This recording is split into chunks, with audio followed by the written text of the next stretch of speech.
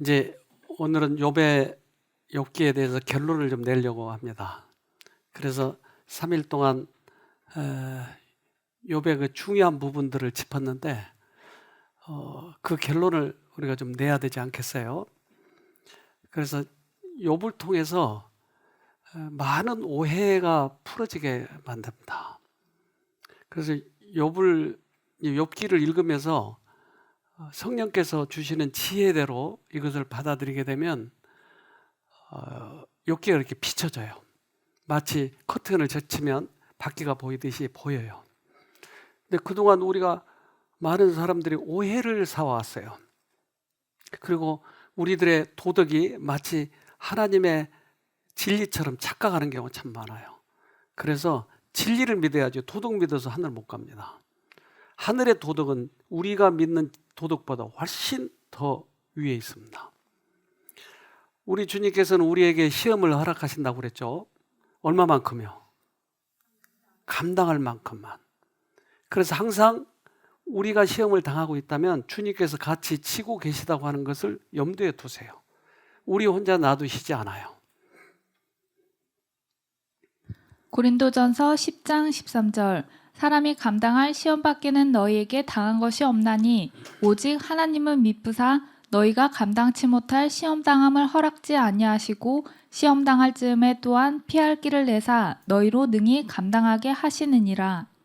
그분은 시험지를 나눠주면서 답안지까지 같이 나눠주시는 분이에요. 근데 우리가 빵점 맞은 이유는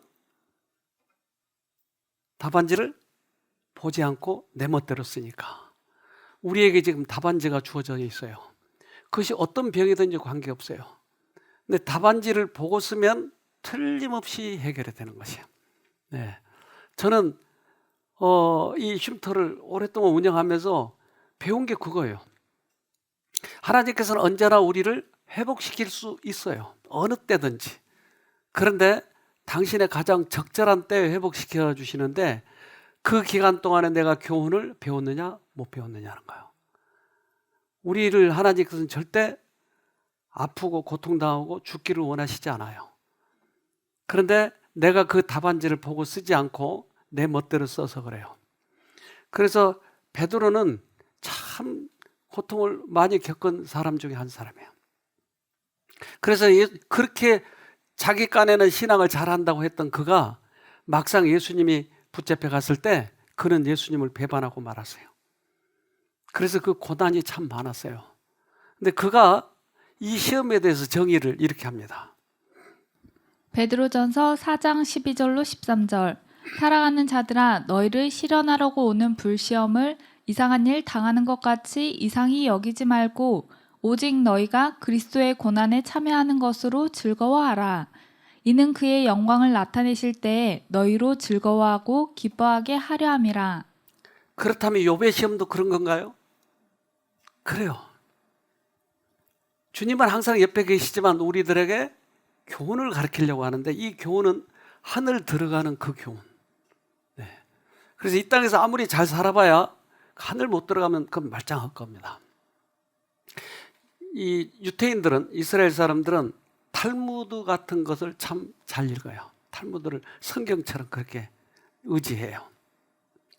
그리고 그 미시나라고 하는 탈무드와 같이 아주 그들이 아주 귀하게 여기는 책들이 있어요. 그래서 탈무드에 이 시험에 대해서 어려움, 고통을 당한 것에 대해서 이 얘기를 했는데 탈무드의 어느 부분에 이렇게 나옵니다. 삼손은 자신의 눈의 욕망을 따라갔기 때문에 블레셋 사람들에 의해 그의 눈이 빠졌다. 눈 뽑아버리죠? 삼손의 눈. 왜 빠졌다고요? 눈의 욕망을. 네, 맞죠? 네, 맞아요. 맞죠? 네, 맞아요. 맞죠? 그 압살롬은 왜 죽었을까요? 압살롬 이 탈무드에서는 이렇게 얘기해요. 압살롬은 머리카락으로 영광을 받았으므로 머리카락이 나뭇가지에 걸려서 매달리게 된 것이다. 그는 아버지의 첩 10명을 데리고 살았기 때문에 병사 10명의 칼에 찔려 죽었다. 그리고 그는 새 마음, 즉 아버지의 마음과 재판관의 마음과 이스라엘 백성의 마음을 빼앗았기 때문에 세계의 화살이 그를 꿰뚫었다. 맞죠? 네, 확실히 맞죠? 탈무드가 굉장한 책이에요. 그러고 보면. 맞죠? 맞죠? 네? 아멘. 네, 아멘. 이따 좀 봅시다. 아직 이게 어제 우리가 배운 건데 오늘 부인해 버리면 어떡해요? 인과응보의 정신은 어디서 온다고요? 사단에게서 오는 거예요. 불교에서는 그것을 확신을 가지라고 얘기해요. 우리들의 죄가는 우리가 받아야죠?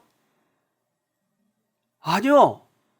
여러분 여기서 헷갈리면 안 돼요. 이거 큰일이에요. 그건 단호하게 아니에요. 그건 사단이 시험한 거였어요. 시편 103편 12절. 동이 서에서 먼 것 같이 우리 죄가를 우리에게서 멀리 옮기셨으며. 사람들이 그걸 안 믿으니까 내 죄가는 내가 받는 거야. 내가 그동안 과거에 죄를 많이 졌기 때문에 이렇게 내가 아픈 거야. 라고 사람들이 자꾸 그걸 믿으려고 하니까 아니야. 동에서 서까지 내가 죄가를 옮겨놨다니까. 너희들 안 받아도 된다고. 이렇게 이야기하시는 거예요. 하도 안 믿으니까. 그게 우리들의 도덕이었어요. 지금까지. 그래 나 같은 놈은 죽어야 돼. 난 벌 받아야 돼. 아무리 성경은 아니라고 해도 계속 그렇게 생각하는 거예요. 동이 서에서 먼 것처럼 동에서 서까지 여러분 거리가 얼마인지 아세요? 잘 모르죠? 엄청 멀어요. 글로 옮겨놨다고요. 그래서 죄가를 아무리 옮겨놨다고 해도 내 죄가는 내가 받아야 된다고 사람들이 이게 고정관념을 가지고 있는 거예요. 스가랴 3장 4절. 여호와께서 자기 앞에 선 자들에게 명하사 그 더러운 옷을 벗기라 하시고 또 여호수아에게 이르시되 내가 내 죄가를 제하여 버렸으니 내게 아름다운 옷을 입히리라 하시기로. 하나님의 죄가를 제해버렸다고 이야기하는 거예요. 어떤 사람은 내가 죄를 용서받았지만 죄가는 남아있다고 하는 거예요. 그렇다면 우리가 용서받은 게 뭐예요? 죄는 용서받았는데 죄가는 남아있다고 하는 거예요. 그럼 용서받은 건 뭘 용서받았죠? 우리 아이가 둘째 아이는 엄청 매를 무서워해요. 그래서 잘못하면 요 녀석을 내가 회초를 꼭 때려요. 어렸을 때. 근데 어느 날 엄청 잘못했는데 없어졌어요. 아무리 찾아도 없는 거예요. 그래서 야 둘째 좀 찾아와라. 못 찾아오는 거예요. 걱정이 돼가지고 가서 둘째 다 용서했다고 가서 이 얘기해라. 그랬더니 어디에서 쏙 튀어나오는 거예요. 그 말 듣고 이렇게까지 숨어 있었던 거예요. 하도 화가 나서 이 녀석아 너 어디 가서 너 얼마 찾았는지. 그런데 아빠 용서했다고 그랬지 않았어? 응 그랬지. 그럼 이거 때린 건 뭐예요? 여러분 죄를 용서했는데 죄가는 뭐예요? 죄가를 용서하신 것이에요. 죄가를 용서하셨다고 그러잖아요. 죄가를 제했다. 그렇다면 내가 아픈 이유는 뭐예요? 네? 사단이 시험한 거예요. 사단 거예요. 그래서 내가 여기서 완전히 벗어나 버리면 이 사단이 준 이 시험 쉽게 넘어가 버려요. 여러분 여기서 벗어나야 내 생각이 벗어나야 돼요. 그래서 하나님께서는 당신을 나타내기를 원했던 것이 우리에게. 그거 논리 따지고 하면 우리 인간 머리하고 하나님하고 이렇게 씨름하면 한도 끝도 없어요. 그러니까 당신을 나타내 보여줘 버린 것이 나는 너희를 벌하는 사람이 아니야. 그분의 거룩한 목적은 논쟁을 해결하는 것이 아니라 당신 자신을 나타내시는 것이다. 네. 그래서 하나님을 만나면 이 모든 것이 이 뇌 안에서, 이 우리들의 정신 안에서 말끔하게 해결해져요. 너무나 깊어요. 그 진리는 너무나 간단해. 근데 사단이 이렇게 골치 아프게 만들어놨어요. 여러분, 그 논리 따라가지 말고 그냥 단순하게 가세요. 하나님을 만나면 깨끗하게 해결돼요. 욥이 하나님을 보았을 때 그의 황당함은 사라졌다. 오직 하나님께서만 그의 문제들의 해결 방법을 주실 수 있었다. 욥의 의문점들에 대답하시는 하나님의 방법에는 가장 깊은 사상을 자극하는 오묘함이 있다. 네. 그래서 하나님을 만났을 때 그 어느 곳에도 해결되지 못했던 그 문제가 말끔하게 해결된 거예요. 나는 그게 너무 좋아서 이 길을 택하고 수십 년 동안 내 이 일을 하는 거예요. 다른 데서 이것을 해결할 데가 없더라니까요. 내가 돈도 벌어봤어요. 술도 남 못지않게 많이 마셔봤어요. 근데 술 마시면 이 골치 아픈 게 사라진다고 하는데 절대 그렇지 않아요. 녹다운 될 때까지는 그게 사라지지 않아요. 계속 이게 남아있어요. 그래서 나중에는 전봇대가 하나인지 둘인지 모를 만큼 이렇게 길을, 술 마셔본 분 계시죠? 네. 그래서 술 마시면 땅이 깊게 보여요. 깊게 보이니까 깊게 디뎌야 돼, 이게. 어이구, 가끔 갔어. 그 이러한 문제들이 딱 해결되니까 욥이 하나님 보자마자, 하나님과 그 얘기를 끝내자마자 바로 회개를 해요. 욥기 40장 3절로 4절. 욥이 여호와께 대답하여 가로되 나는 미쳐나오니 무엇이라 주께 대답하리이까. 손으로 내 입을 가릴 뿐이로소이다. 할 말이 없는 거예요. 깨끗하게 해결되는 거예요. 여기 한 사모님이 오셨는데, 이분이 여기 오신 이유는 좀 여기 그 프로그램을 배우려고. 그런데 본인이 잘못되어 있는 것에 대해서는 인정하려고 하지 않으니까 여기 생활이 불편한 거예요. 그런데 한 처음에 3일, 4일 있다 가려고 하다가 1주 좀 더 있었어요. 한 2주 가까이 있었을 거예요. 이분이 갈 때 간증을 했어요. 좀 들어봅시다. 이곳에 와서의 첫 마음은 불편했습니다. 어떻게 하는지 저는 그냥 어떤 프로그램인지 또 어떤 요리가 나오는지 이렇게 객석에 앉아서 불러보려고 했는데 자꾸 저를 참가자로 생각하시고 예수님 불러야 돼요. mp3 들어야 해요. 막 기존 참가자분들이 저를 그렇게 챙겨주시는 게 저는 불편했어요. 그리고 속으로 외쳤어요. 저 아파서 온 거 아니거든요. 이렇게 여러 번 속으로 말했던 것 같아요. 그리고 저 지금 새벽 4시에 일어나서 말씀 보고 있거든요. 그리고 오전에 아이 학교 보내고 오전 시간은 다 말씀 보고 있거든요. 제가 원래 3박 4일을 계획하고 왔는데 3일 동안은 이곳에서 계속 기분만 나빴던 것 같아요. 돌아가기로 하기 전날 에코랜드에서 이제 산책을 하는데 신 선생님이 저한테 더 있다 가면 좋겠다고 말씀하시는 거예요. 그날은 정말 온 마음과 온 몸을 다해서 소리치고 싶었습니다. 저 아픈데 없거든요. 왜들 그러세요, 정말. 그런데 집으로 돌아갈 수 없는 뭔가가 저를 붙잡았어요. 혹 내가 지금 너무 심각한 상태인데 지금 나만 모르고 있는 건 아닌가? 나만 못 보고 있는 건 아닌가? 그런 생각이 들어서 갈 수도 없고 안 갈 수도 없고 정말 마음이 너무너무 불편하고 무거웠습니다. 그런데 그날 제가 어떠한 일을 겪으면서 엄청 마음이 힘들었었어요. 어떠한 일로 되게 질투심이 일어났는데 그 질투심이 넘어서 제가 되게 비참하다는 생각이 드는 거예요. 그러면서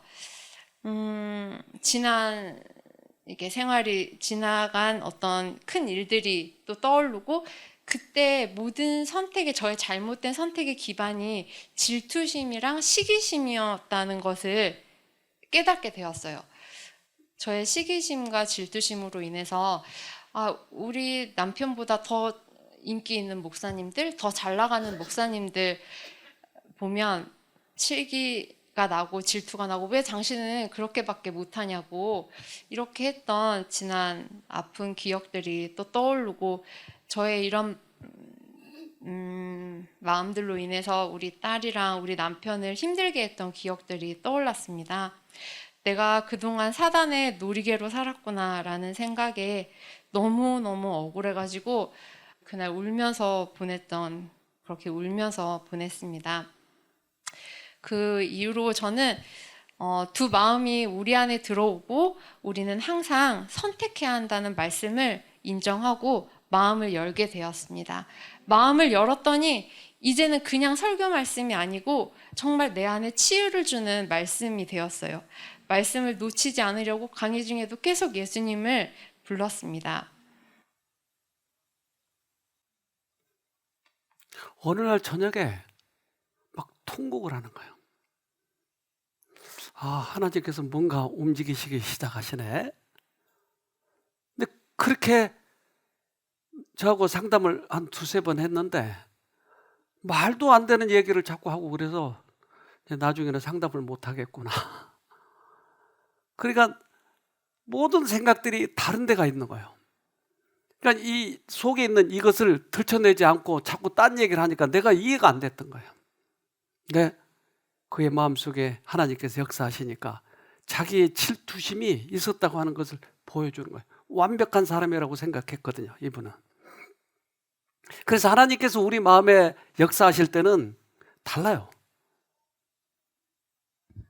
하나님께서 말씀하실 때 그의 모든 부질없는 감정은 변하였다. 친구들의 정죄를 버티는 일에 필요하다고 느꼈던 자기 정당화는 하나님을 향하여 필요하지 않다. 그분께서는 결코 잘못 판단하시지 않는다. 아무리 정당화를 해도 자기 방어를 해도 하나님께서는 정직하게 보고 계시는 거예요. 내가 아무리 그것을 가린다 할지라도 마음의 양심에 말씀하시는 소리는 이것은 거부할 수가 없는 거예요. 그래서 그가 어떻게 해결했냐면 좀 더 봅시다. 내가 예수님을 부르기로 선택하니까 하나님께서는 나를 회복시키기 위한 일을 시작하신 것 같다는 생각이 들었습니다. 처음에 저는 그렇게 아픈 사람이 아니라고 발버둥 쳤는데 너무 교만하고 거만하고 어둠 속에 갇혀 있었던 이곳에서 가장 불쌍한 사람이었던 것을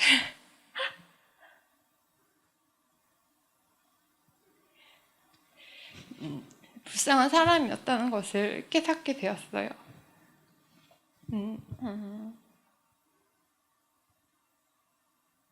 예수님을 부르는 것, 예수님을 불러야 하는 사람, 그 누구도 예외는 없는 것 같습니다. 우리는 한순간도 예수님 없이는 사단의 생각을 받아들이고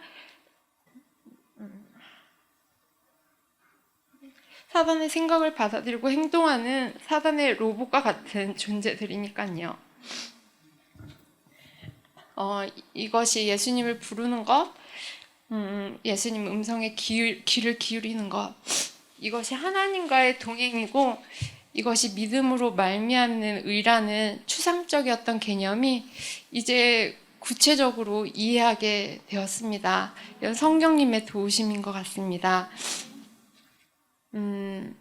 저도 새벽 3시 반이 되면 어김없이 눈이 떠지고 이렇게 3시 반에 일어나서 하나님의 말씀을 읽고 새벽부터 그렇게 말씀으로 충전되고 사람들을 위해서 막 봉사하는 게 하나님이 기뻐하시는, 하나님이 시키시는 일이라고 생각을 했거든요.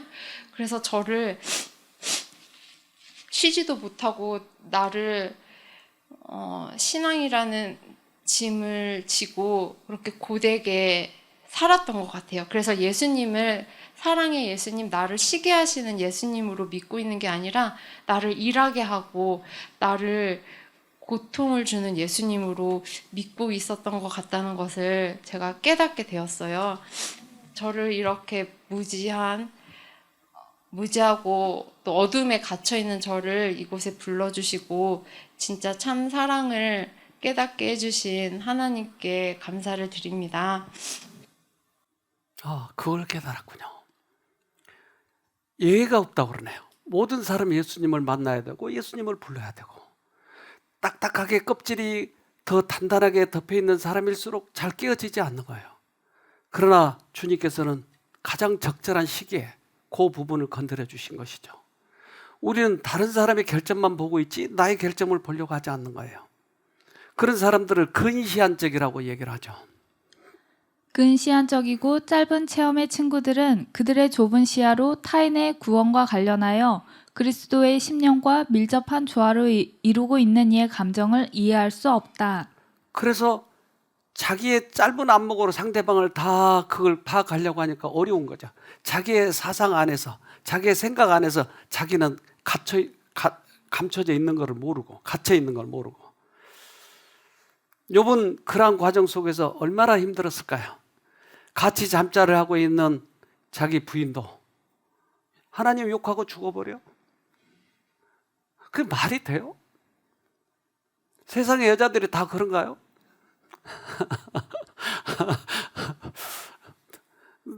그 불쌍한 남자들이셔. 이해하고 사세요. 그래도. 그런데 그뿐만 아니라 이 남자들도 골치 아파. 이거 3명이나 찾아와서 성경절을 인용해가지고 얼마나 골치 아프게 하는지. 근데 욥이 가는 길은 어디예요? 사면 초가는 4군데가 다 막혔어요. 그럼 어떻게 어디로 가요 그러면? 뚫려 있어요 여기는 항상. 욥이 이걸 보고 살아났어요. 욥기 23장 10절 나의 가는 길을 오직 그가 아시나니 그가 나를 단련하신 후에는 내가 정금같이 나오리라. 네, 오직 거기에만 길이 있는 것이었어요. 그래서 우리가 예수님을 바라보고 간다고 하는 것은 얼마나 중요한지, 우리가 이 영생의 길에 있어서 중요한지 몰라요. 그래서 어제도 제가 얘기했지만 우리는 신앙은 상대적이지 않아요. 절대적이에요. 신앙은 누가 어떻게 하든지 관계없이 나는 그냥 예수만 보고 가는 것이에요. 나를 죽인다 할지라도, 예수님을 죽인다 할지라도 예수님은 진리를 나타낸 것처럼 그렇게 가는 거예요. 나라를 전복시키려고 하지 마세요. 그 종교라고 하는 그 미명하에 이 쿠데타를 일으키고 데모를 하고 하는 거, 그것은 좀 생각해 봐야 돼요. 예수님은 무장주의에서 그래서 자기의 길로 갔어요. 우리도 전복시키려고 하지 마세요. 우리의 길을 가는 거예요. 그럼 주님께서 그 문제는 해결하시니까요. 심지어 지도자는 예수님이 세우신 거예요. 원수진 자에게 복수하기 위해 고민하는 것보다는 무고를 견디는 쪽이 훨씬 낫다. 증오와 복수의 정신은 원래 사단에게서 나온 것이다. 그러므로 그 정신을 품는 자에게는 불행이 초래될 뿐이다. 네, 복수의 정신은 사단에게서 나온 거예요. 우리는 그리스도의 정신을 가져야 되겠죠. 그 전에 제가 우리 총무한 사람을 데리고 있었는데 이 사람이 시골에서 깡패였어요. 누가 그러더라고요. 깡패한테 어떻게 돈을 맡기냐고. 근데 이 사람이 많이 좋아졌기 때문에 맡긴 거였거든요. 근데 이 깡패가 시골 깡패였어요. 그래서 이제 서울, 이건 관계없습니다. 이 영상과. 서울에 올라와가지고 이제 자기 있는 데서 깡패 짓을 하려고 하니까 누가 쫓아왔어요. 그 지역 진짜 깡패가 쫓아와가지고 너 왜 이런 짓 해? 그래서 내가 잘 몰랐다고 사과를 하니까 혼을 내주고 나서, 근데 앞으로 너 여기서 하고 싶으면 3,7제로 나누는 거야. 네가 100을 뜯으면 너 30원 갖고 나한테 70원 바치는 거야. 알았지?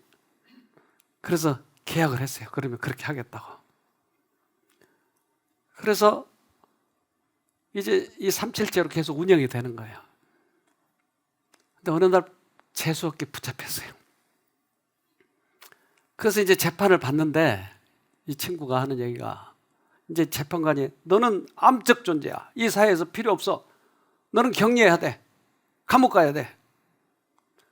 그러니까 재판관님, 저요 한 푼도 속이지 않고 정직하게 3,7제 했어요. 이 사람 감옥 가야 돼요, 말아야 돼요? 정직하잖아요. 네? 가야 돼요? 왜요? 377 정직하게 살았다니까요.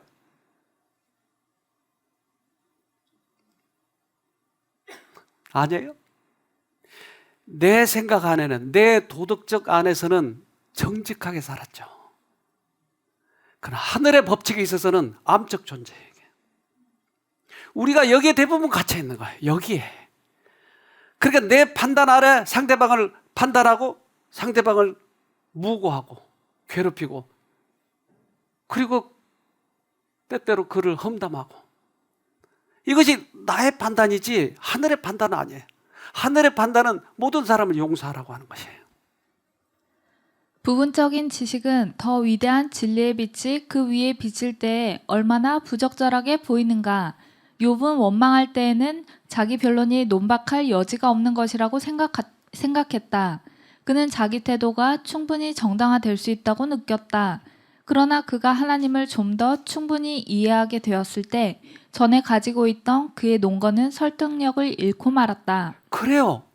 우리가 이제까지 가지고 있던 신앙관, 하나님을 만났을 때 그 모든 논리가 아무것도 아니에요. 모든 착한 일 했던 거 그거 아무것도 아니에요. 그래서 하나님을 새롭게 만나면 전혀 다른 사람이 되는 거예요. 조금 변형되는 거 아니에요. 전혀 다른 사람이 되는 것이에요.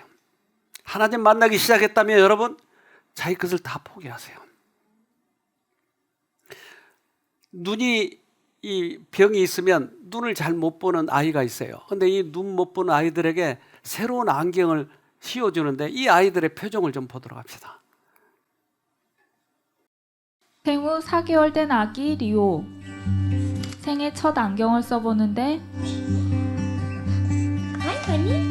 처음에는 어리둥절한 표정을 짓지만 곧 엄마를 알아보고 환한 미소를 짓는다. 리오는 눈 피부 백색증이라는 병을 앓고 있었는데 태어나면서부터 시력 손상이 심했다고 한다.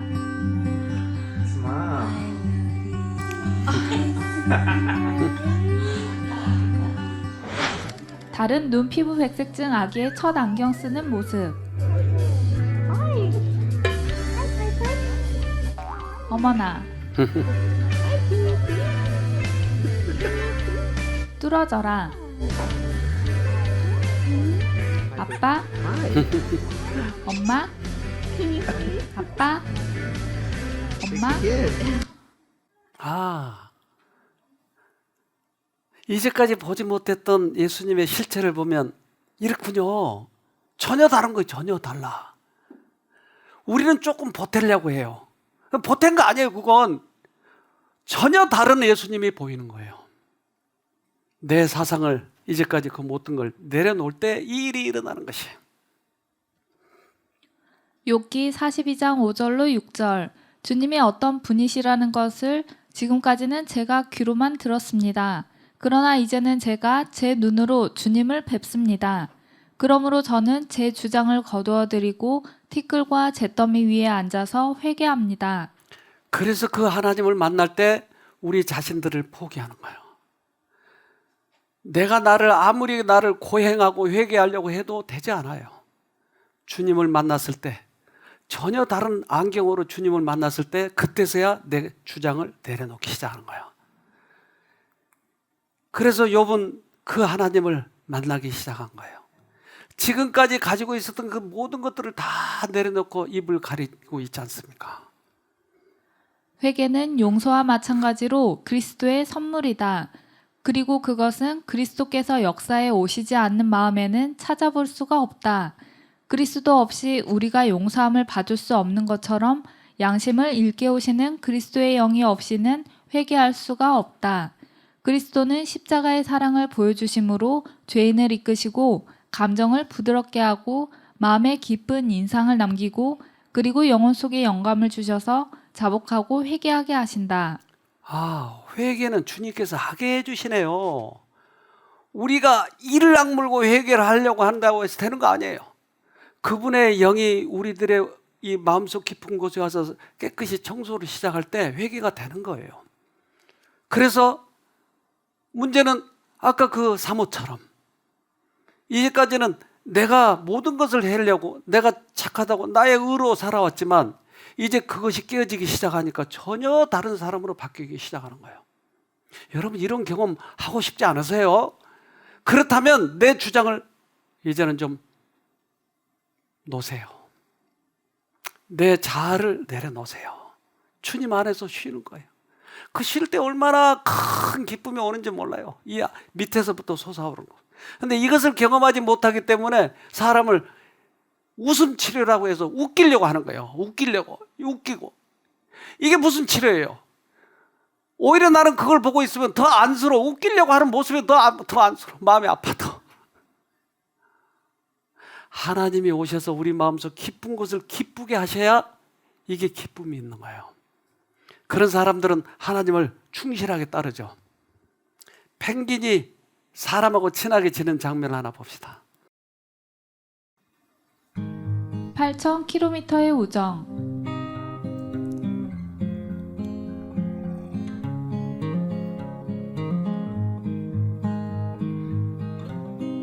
(2011년) 기름을 덮어 쓴 펭귄을 집으로 데려가 씻겨주고 일주일간 먹이를 주며 보살펴준 할아버지. 생명 구해준 할아버지를 찾아 4년째 매년 8,000km를 헤엄쳐 돌아옵니다.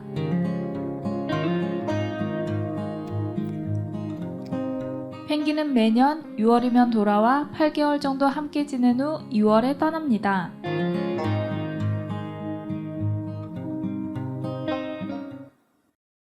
야, 펭귄이 할아버지하고 연애하네요.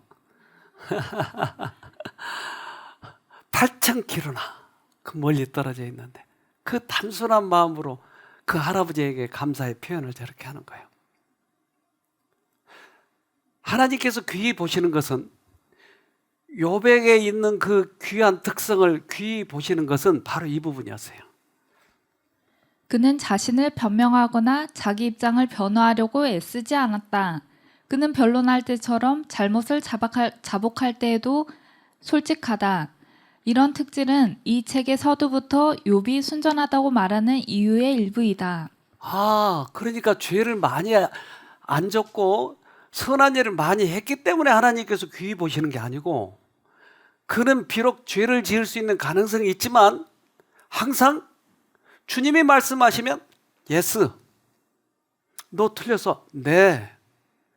이런 성격을 하나님께서 귀히 보시네요. 근데 우리는 착각을 해요. 내가 선한 일 좀 많이 하고 나를 자학하고 하면 주님께서 나를 귀히 보실 거야. 그러니까 이상한 종교가 생기는 거예요. 그래서 고행하고 선행을 해가지고 구원 얻으려고 하고, 전혀 다른 종교예요. 그것은 그리스도교 안에서도 만약 그렇다면 아무짝에 쓸데없는 거예요. 그건 다를 게 뭐 있어요. 우리는 예수님이 말씀하시면 예수님의 음성을 듣고자 내 마음문을 여는 것이 주님께서 귀히 보시는 그런 신앙이라고 말씀하시는 거죠. 욥기 42장 8절. 그런즉 너희는 수송아지 7과 수양 7을 취하여 내 종 욥에게 가서 너희를 위하여 번제를 드리라. 내 종 욥이 너희를 위하여 기도할 것인즉 내가 그를 기쁘게 받으리니 너희의 우매한 대로 너희에게 갚지 아니하리라.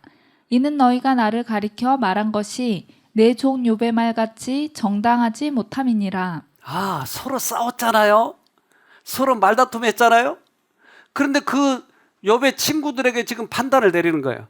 너희들은 욥처럼 정당하지 못해. 둘이 다 잘못했는데 왜 그럴까요? 여러분 왜 그렇다고 생각하세요?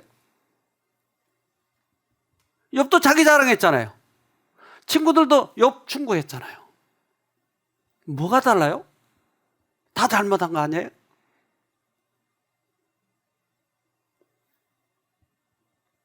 아직 판단이 서지 않는가요? 근데 제가 그 범죄자들 이런 사람들의 얘기를 종종 들었어요. 여기에도 그런 상담하러 온 사람이 있으니까요. 그런데 경찰에 가면 우발적인 범죄하고 고의적인 범죄하고는 형량이 확 달라요. 여러분 아세요 그거? 그러니까 고의적인 범죄라도 우발적인 것처럼 자꾸 하려고 그래요. 그래서 여러분 우발적인 것처럼 나 때리지 마세요. 고의적으로 해가지고. 왜 다르죠? 그 의도가 고의적으로 한 사람은 오랫도록 그 마음에 품고 그것을 계획적으로 사람을 죽이려고 하기 때문에 그가 놔주면 빨리 풀어주면 또 다시 그렇게 할 염려가 많은 거예요. 근데 우발적인 사람은 순간적으로 했기 때문에 이것이 그의 본성은 아닐 수 있다라는 말이에요. 하나님께서 이것을 욥에게 적용하시는 거예요. 욥은 하도 친구들이 건드리니까 우발적으로 자기 자랑을 한 거예요. 우발적으로.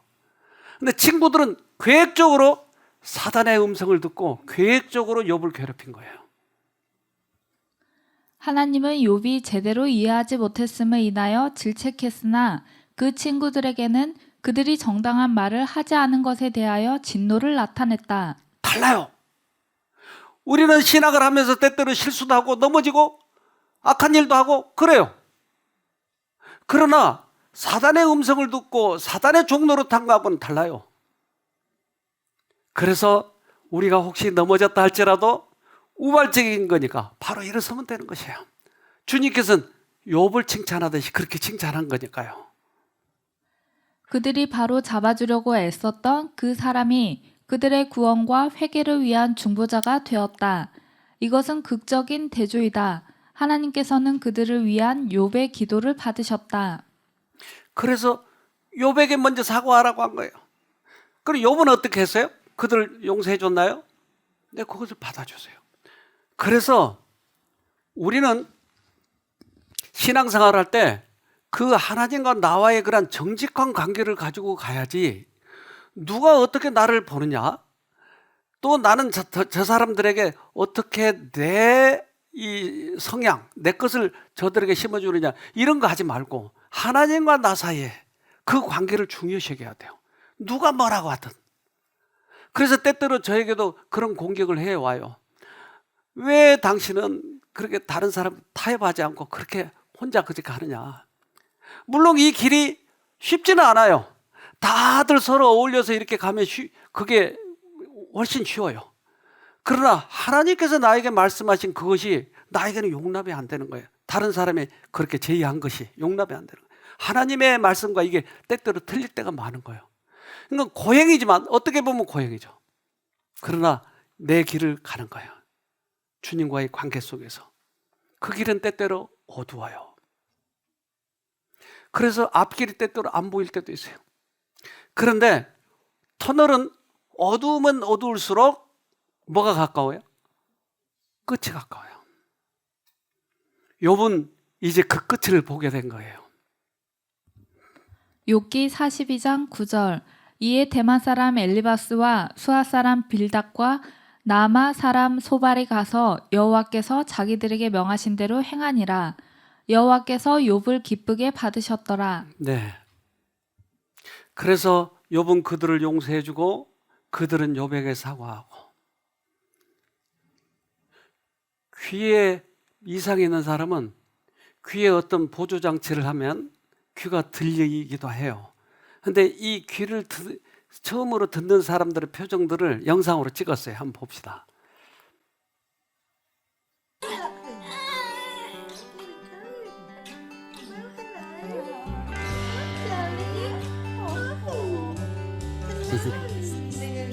Hi. Hi.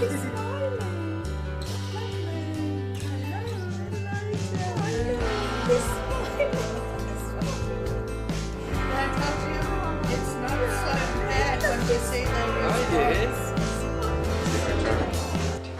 Hi, Jonathan. Stop this Hi. Good. Did you hear that? Hi, sweetie. Could you hear that? Hi. Good. That's really good. Sleeping. So now technically your device is on. Can you tell?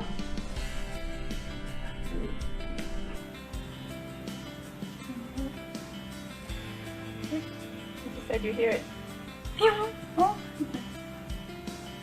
Hey, I sound. You're hearing yourself better. Okay, you can cry. That's okay.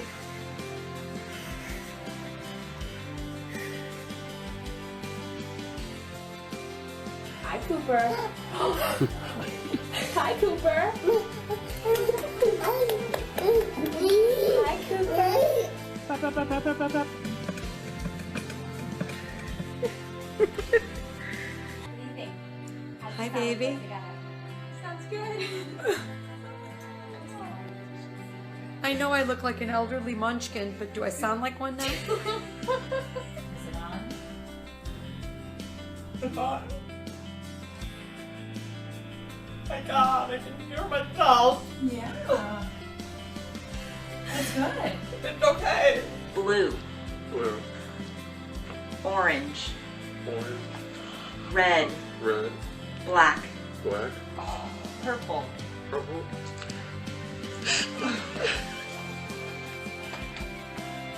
What do you think? What is it like? It's okay. So different, dude.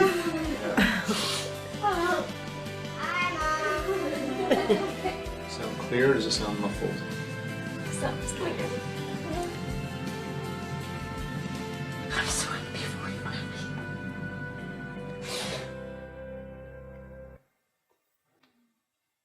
새로운 음성이 듣지 못했던 음성이 들리기 시작하는 거예요. 그러면 거의 대부분의 사람들이 저렇게 눈물을 흘리는 거죠. 우리에게도 새로운 음성이 들리는데 이러한 감동이 없다고 하는 것은 지식적으로 하나를 더한 것뿐이지 이 예수님을 만나지 못한 거예요. 예수님을 만나면 다르다니까요. 새로운 음성이 들릴 때 우리들의 생애가 변한다니까요. 지식적으로 하나 더한 것 아니라고요. 이제 욥에게는 새로운 하나님을 만나게 된 거예요. 그도 얼마나 착했나요? 그래서 하나님께서 칭찬했잖아요. 이 욥처럼 순전하고 완전한 자가 없다라고 하셨잖아요. 그런데 그에게 또 새로운 하나님을 보여준 거예요. 욥은 친구들을 용서하기 시작합니다. 그 친구들이 어떻게 했어요? 욥에게? 욥기 19장 13절 14절 19절 나의 형제들로 나를 멀리 떠나게 하시니 나를 아는 모든 사람이 내게 외인이 되었구나. 내 친척은 나를 버리며 가까운 친구는 나를 잊었구나. 나의 가까운 친구들이 나를 미워하며 나의 사랑하는 사람들이 돌이켜 나의 대적이 되었구나. 모두들 떠나버렸어요. 욥은 그 사이에 최선을 다해서 이 투병 생활을 했어요. 그리고 그에게 상급으로 주신 것은 죽었던 그 자기 자식들보다 훨씬 더 좋은 아이들을 주셨어요. 가장 아름다운 딸을 주셨어요. 재산을 훨씬 더 많이 주셨어요. 나머지 세계는 그가 얼마나 풍족하게 행복하게 사는지 몰라요. 우리는 이 고난을 이기기만 하면 이건 또 정해져 있어요. 우리가 주님 붙잡으면 반드시 회복된다고 정해져 있어요. 감당할 만한 시험이니까. 그래서 이 어려운 시기를 조금만 더 인내하고 이기면 반드시 우리에게도 욥에게 축복하신 것처럼 옵니다. 욥기 42장 11절 이에 그의 모든 형제와 자매와 및 전에 알던 자들이 다 와서 그 집에서 그와 함께 식물을 먹고 여호와께서 그에게 내리신 모든 재앙에 대하여 그를 위하여 슬퍼하며 위로하고 각각 금 한 조각과 금고리 하나씩 주었더라. 주님께서는 당신을 사랑하는 자, 당신을 존경하는 자, 그들에게 축복을 예비해 놓으셨어요. 그리고 모든 사람들과 다시 화평하게 되고 그들이 와서 축하하고 그 병에서 이긴 것에 대해서 이제 우리 조금 오면 우리도 다른 사람들 와서 축하할 거예요. 투병 생활에서 이긴 거 축하해. 어떻게 이겼어? 나도 좀 그 길 따라가고 싶어. 우리 이런 사람 되고 싶지 않습니까? 지금 조금만 인내하고 타협하지 말고 주님 붙잡고 꼭 승리하기를 간절히 바랍니다. 기도합시다. 하늘에 계신 아버지, 욥의 고통을 알려주셔서 감사합니다. 어떻게 그가 회복됐는지, 목적을 어디에 두었는지 이제 알았습니다. 비록 어렵고 힘든 시기를 할지라도 주님 바라보고 이기면 꼭 승리할 것을 믿사오니 사랑의 주님, 우리에게 다시 말씀해 주시옵소서. 그러면 조건을 걸지 않고 조건 없이 주님께 순종하겠사오니 이 어려운 시기를 잘 극복하는 우리 모든 형제들에게 당신의 음성을 들려주시옵기를 예수님 이름으로 기도합니다. 아멘.